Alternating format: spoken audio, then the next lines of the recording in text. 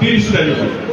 এখন সবগুলি বরাদ্দ প্রত্যেক মন্ত্রণালয়ে যাবে এবং মন্ত্রণালয়ে গেলে আমাদের প্রথম একদিকে নদী ভাঙ্গ নদীর জন্য যে প্রজেক্টটা দেওয়া হচ্ছে সেটা পাশ হবে ইনশাআল্লাহ। এগুলো নিয়ে আমি কাজ করছি।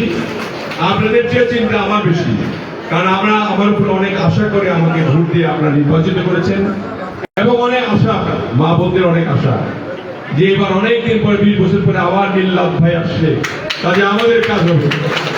আমি কাজটা করতে চাই এবার অন্যভাবে। আমি গড়ে তুলতে চাই শিশু থেকে আরম্ভ করে যতদিন আল্লাহ বাঁচায় রাখছে আমাদের এলাকার যত বঞ্চিত মানুষ আছে তাদের জন্য কাজ করা, এবং এদের সহযোগিতা যদি আমার দল যদি ঠিকমতো না করে তাহলে কিন্তু কাজটা করা অসম্ভব।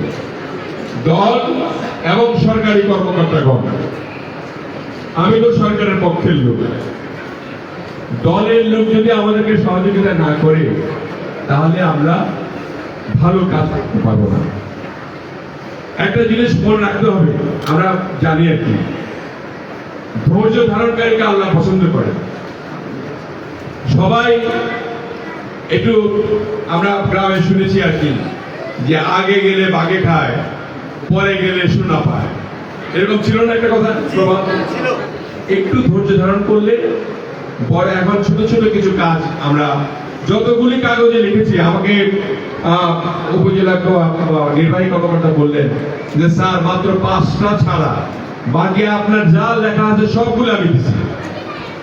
আজকেও আমরা এই একটা প্রোগ্রামের মধ্যে আছি, প্রাণী সম্পদ মন্ত্রণালয় থেকে একটা ছাগল বিতরণ করব, আমরা বাচ্চাদের ব্যাগ দিয়েছি, আমরা কিছু মেয়েদের উৎসাহিত করার জন্য বাইসাইকেল, সেলাই মেশিন, এগুলো আজকে কিছু দিব, উদ্বোধন করব, যাতে করে সবাই বাইসাইকেল চালিয়ে স্কুলে যেতে পারে, আসতে পারে, এবং তাদের মধ্যে মহিলারা যে মেয়েরা যে বাংলাদেশের ক্ষেত্রে উন্নত বাংলাদেশ করতে পারে, এটা আমি চায়না দেখে আসলাম। ছেলে মেয়ে কোনো কথা নাই, সবাই কাজ করছে, তাদের সময় নাই, তাদের বসে আড্ডা মারার সময় নাই, শুধু কাজ আর কাজ।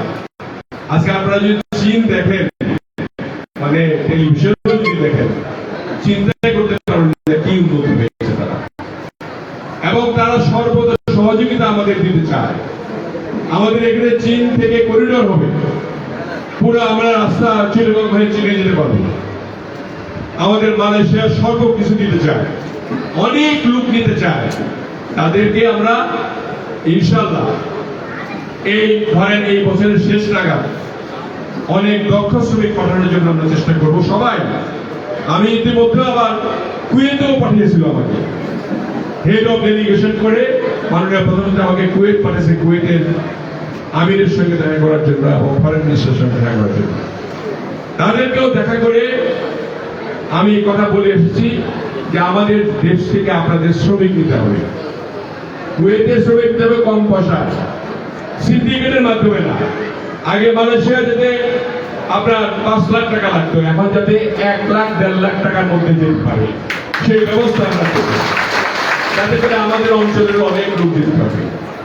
জাপানে আমরা একটা দাঁড় করছি, যেখানে আপনার জাপানি ভাষাটা যদি শেখা যায়, 6 মাসের একটা কোর্স, এই কোর্সটা যারা যারা করবে আমরা পাঠাবো, এগুলো লিস্ট চলে আসবে আমাদের কাছে।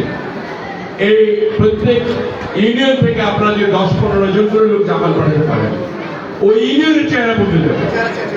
এই জিনিসগুলা আমি করছি, আমাকে সুযোগ দেন, সময় দেন, কাজ করার সময় দেন।